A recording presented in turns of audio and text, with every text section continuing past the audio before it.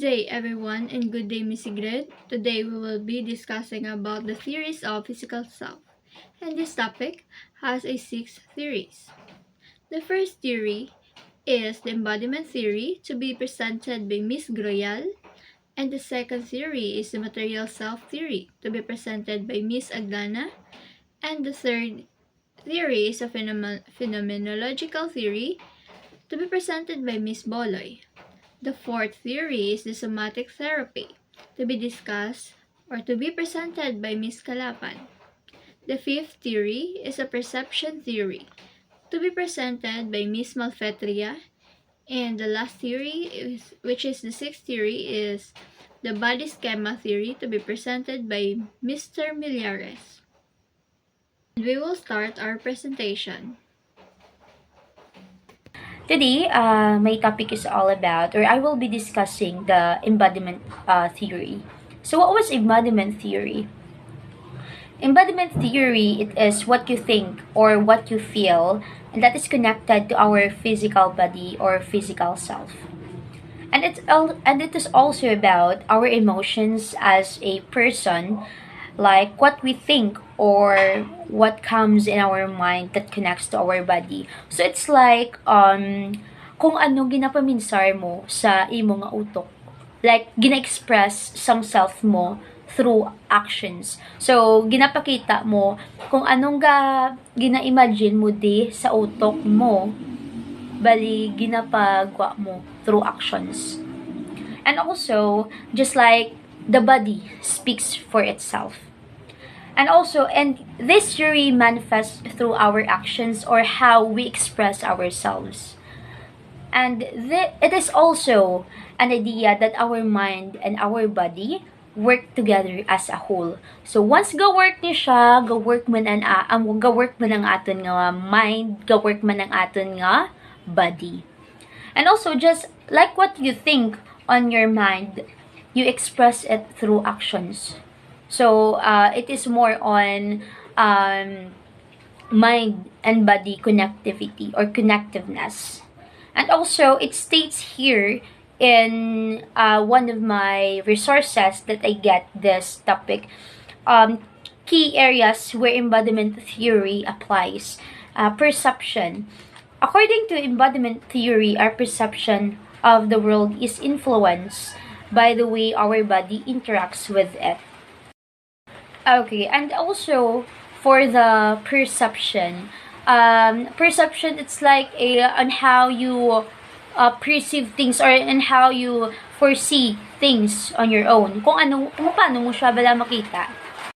Okay, so let's go on to the other parts of the embodiment theory, like the key areas of embodiment theory, that is the emotion.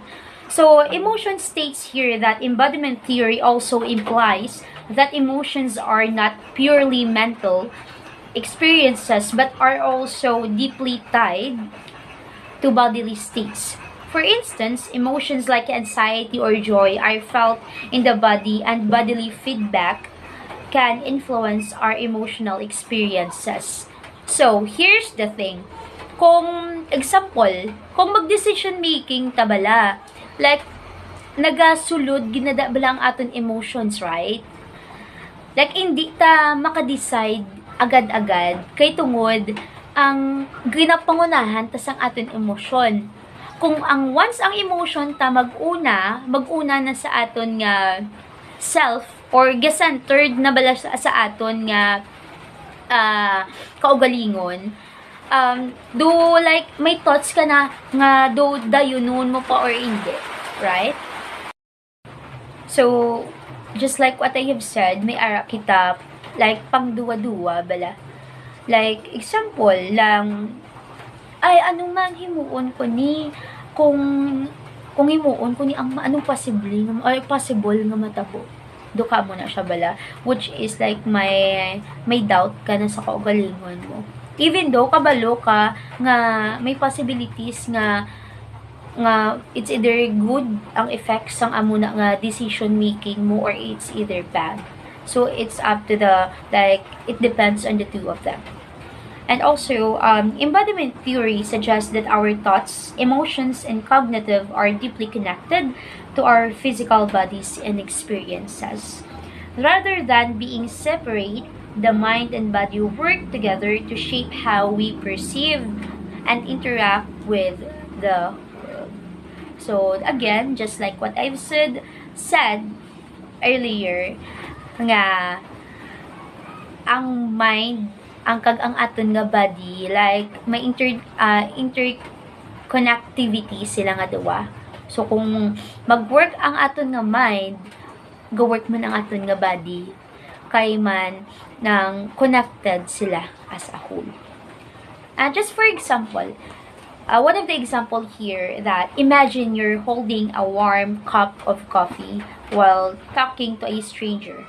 According to embodiment theory, the warmth you feel in your hand might influence how you perceive the person you're talking to. You might unconsciously judge them as more friendly or warm simply because of the physical warmth in your hands. So, like the reflection or the reflect ang kainiton sa kape, like sa imo nga body. Do may connectivity sila nga dawa. So, explanation. This happens because our bodily sensations like warmth, kainiton, can shape our thoughts and feelings. In this case, the physical sensation of warmth from the coffee cup might make you associate warmth with a person's personality. Okay, so to continue with the topic, since I already provided the example number 1, so let's move on to example number 2. So example number 2, when people are asked to recall a past events, they often look up or gesture with their hands as if they are reading for something in space. This physical action can actually help them retrieve the memory more effectively. Just like this, that's what I did when, example, kung gusto mo remember things that happens in the past. So, to easily recall those things, you need to express it through actions so that you can remember the memories or the step-by-step details. Or not just step-by-step, but simple details in accordance to your past experiences. So, kay, syempre, kung gagiho ka bala, mas ma-express mo, ma-express mo ang self mo. Kag, like, may free will ka bala maghambal sang imo nga mga naagyan. So, to explain the example number 2, in embodiment theory, this behavior illustrates how our physical actions are linked to our cognitive processes. The way we move or position our body can assist mental functions like memory. This shows that cognition isn't just happening in the brain, but also influenced by our body's interactions with the environment. So, the act of reaching for a memory is a physical manifestation of how we engage with abstract thought. So, just like this, kung ano ka maghiho, like on your environment, like, it is connected to, kung ano ka bala maghiho, ga-connect sa palibot mo. Material Self Theory by William James. So, William James, a Harvard psychologist in the late 19th century, wrote a book entitled The Principle of Psychology in 1890. According to him, understanding the self can examine through its different components. So, there are 3 components, such as material self, social self, and spiritual self. So, material self, consisting of all physical elements that reflect a person, including possessions, home, body, and clothes. So, material self, not only the objects or personal things that we have, but also includes the places and even the people, as such family and friends, which we have the label as mine, or our personal possession. Social self, how we preserve ourselves in relations in others. So, encompasses our interaction with ourselves and other people, such as relatives, friends, schoolmates, and workmates.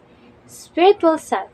So the spiritual self represents the inner subjective aspect of person, involves their ability to use more reasoning and conscience. So spiritual self reflects our values, morals, and beliefs.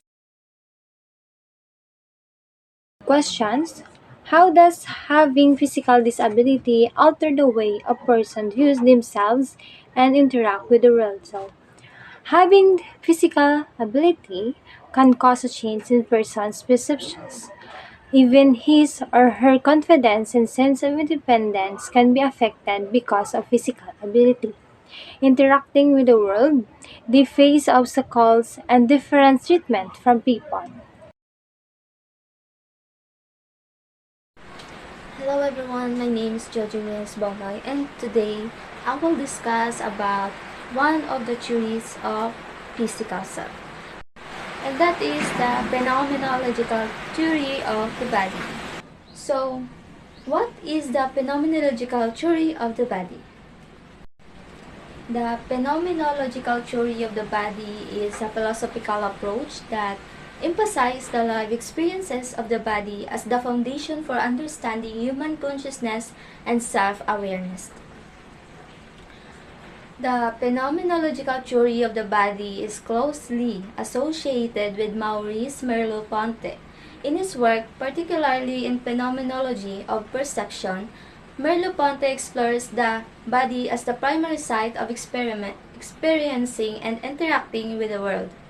He argues that our perception is fundamental embodied at the body is not just a physical object but a life experiences. This view challenges us traditional Cartesian separation of mind and body, emphasizing that our bodily experiences shape our consciousness and understanding the world. Maurice Merleau-Ponty was the philosopher behind this theory. He argued that our body is essential to how we perceive and engage with the world, unlike traditional views that separate the mind and body. Merleau-Ponty emphasized that our bodily experience shape our understanding. He introduced the idea of the live body, suggesting that our physical presence in the world is integral to perception and cognition. So, these are the concepts of Maurice Merleau-Ponty about phenomenological theory of the body. So, first concept of Maurice Merleau-Ponty is live body. This concept refers to the body as an embodied subject, not merely a physical object. That live body is essential to how we experience and interpret the world.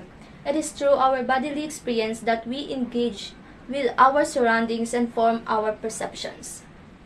And second is embodiment. Merleau-Ponty argues that our perception is fundamental embodied. This means that our physical presence and sensory experiences are integral to how we understand and interact with the world.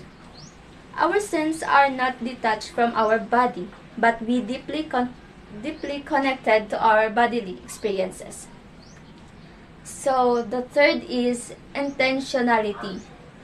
This is the idea that consciousness is always directed towards something. In the context of Merleau-Ponty's work, it means that our perception are always tied to our bodily interactions with the world.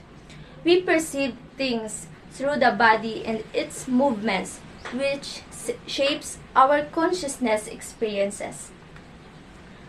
Fourth is perception as primordial. Merleau-Ponty emphasized that perception is the primary way we engage with reality. Unlike abstract or detached intellectual knowledge, perception is rooted in our immediate, embodied experiences. Fifth is intercorporeality. This concept explores the relationship between bodies, highlighting that our interactions with others are also experienced through our bodies. The way we relate to other people is mediated by our own embodied experience and vice versa. And lastly is the phenomenal body. This is the notion that the body is not just a physical entity but is experienced in a way that transcends its mere physicality. It plays a central role in how we experience and understand our existence in the world around us. So that's all for our discussion, and this time I'm going to answer the question of Miss Sigrid on how does having a physical disability alter the way a person views themselves and interact with the world. So for me, having a physical disability can lead to altered self-esteem, as individuals might view themselves through the lens of their disability and feel less capable. It can change their self-image and identity, integrating the disability as a core aspect of who they are. Social interactions may be affected by others' perceptions, and the need to navigate accessibility barriers, leading to feelings of exclusion or adjustment. Daily activities often require adaptations, influencing independence and engagement with various environments. Social attitudes towards disability greatly impact how individuals are treated and how they interact with the world around them. That's all. Thank you. What is somatic psychology? Somatic psychology is a type of therapy that uses physical and natural methods to help improve a person's mental and psychological health. There are 5 concepts of somatic psychology. The first concept is a mind-body connection. What is mind-body connection in a concept of somatic psychology?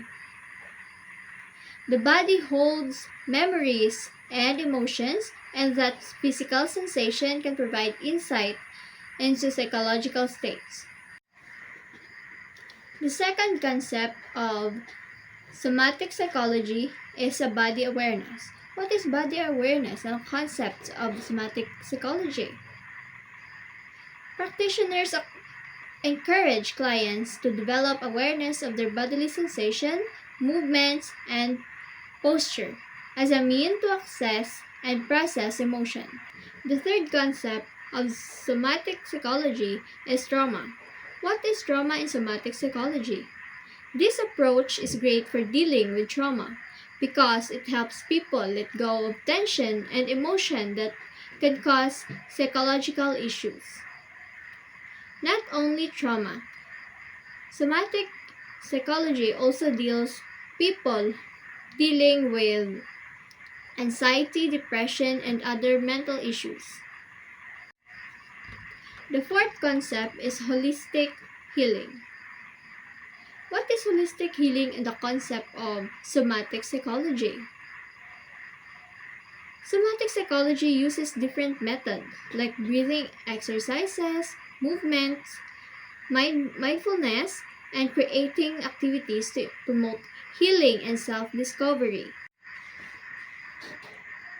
The last concept of somatic psychology is therapeutic relationship. What is therapeutic relationship in the concept of somatic psychology? The relationship between a therapist and the client is very important because it provides a safe space for the client to explore that feeling and heals.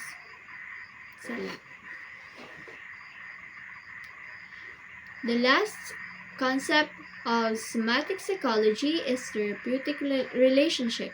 What is therapeutic relationship?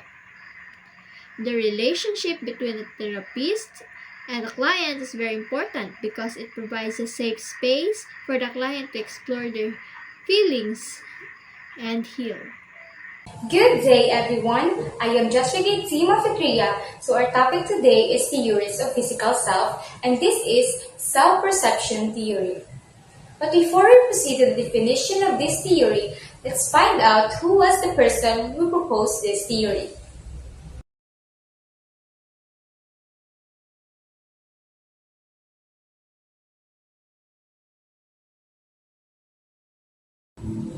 So let's proceed to our main topic. What is self-perception theory? So the person who proposed this theory is a psychologist. It is Darrell Bem in 1960s and late 1970s. It also offers a unique perspective on how people come to understand their own attitudes, beliefs, and emotions. Self-perception theory can be described as self-discovery, self-understanding, or self-observation. Self-perception theory is counterintuitive. Common knowledge would have us assume that the person's personality and attitudes drive their actions. However, self-perception theory shows that this is not always the case. In simple terms, it also illustrates that we are what we do. According to self-perception theory, we interpret our own actions the way we interpret other actions, and our actions are often socially influenced and not produced out of our own free will as we might expect. For example, if you notice yourself helping others a lot, you might think that you're a kind person. Instead of thinking deeply about your feelings, we observe our actions and use that to understand ourselves. Since our main topic is theories of physical self, how self-perception theory is connected to theories of physical self? Self-perception theory connects theories of physical self by explaining how individuals form beliefs about their physical to their actions and experiences.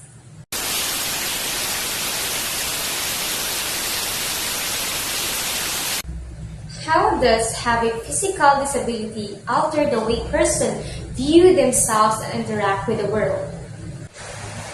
Having a physical disability can change how a person sees themselves and interact with others. It might become a key part of their identity, affect their self-esteem based on their experiences and how others treat them. They might face challenges with accessibility and exclusivity which can impact their social interactions and participations in activities. Developing self-advocacy skills is often a part of navigating these challenges, helping them to assert needs and rights. Overall, a physical disability influences both self-perception and interactions in the world in significant ways. So my topic for today is about the body schema theory. The body schema theory explains how the brain creates and maintains an internal map of the body, allowing for automatic control of the movements and spatial awareness. This external representation is subconscious and constantly updated by sensory inputs, including our sense of sight, touch, and proprioception. So the proprioception is the sense of body position or ang movement, tabala. With this theory, we will able to find out that sometimes we move like wala ta ginapaminsaran, and this allow us to control our movement and to activate our special awareness do superpowers. So, include na ang ato niya vision, touch, and proprioception. So, you know naman the proprioception. So, ang mga parts ng body schema like para mabalaan nyo pagin kung ang mga body schema. So, the first one is unconscious and automatic. The body schema function automatically without conscious. So, ang example na is ang gina-reach mong isa ka object, wala ka naga-think about kundi ina imo nga hands or nakalayo na extend sang imo nga arms about sa diin or diin na kalabot ang imo nga kamot. So the second one is integration of sensory inputs. Proprioception, sense of position and movement of muscle, joints, and vision helps in locating body parts in relation to external objects. So touch provides the feedback from contact with the surface. This input combined to keep body schema and update, ensuring accurate movement or on the body position. So the third one is plasticity and adaptation. The body schema is flexible and can adapt to change in the body environment. For instance, when you use tools, for example, like hammer or tennis racket, the tool temporarily becomes part of the body schema.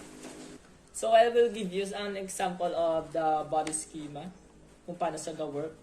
Imagine galakat ka sa isa ka crowded nga restaurant or naglakad ka sa tunga sang bangko kag lamisa.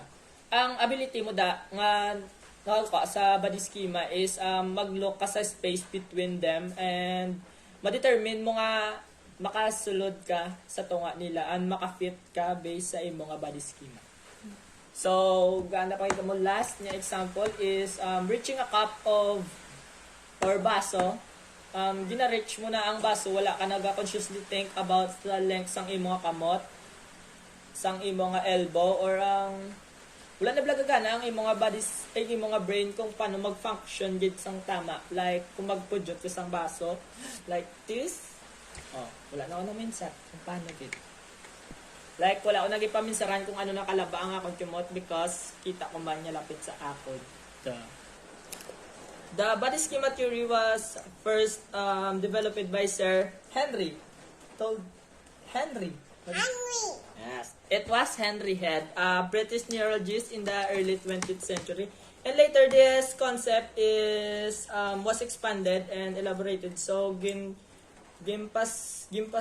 gintuunan gid sang pansin ang amo nga theory sang iba niya scientist and philosopher like Paul Schilder and has been published sang 1935. That's all. Bye. Bye na. Your question is how does the physical disability alter the way of a person views themselves and interact with the world? So my answer for that miss is having a disability, ma'am, can change how a person perceives their body and their place in the world, and often it will lead me sa both challenge nila sa world and opportunities for growth.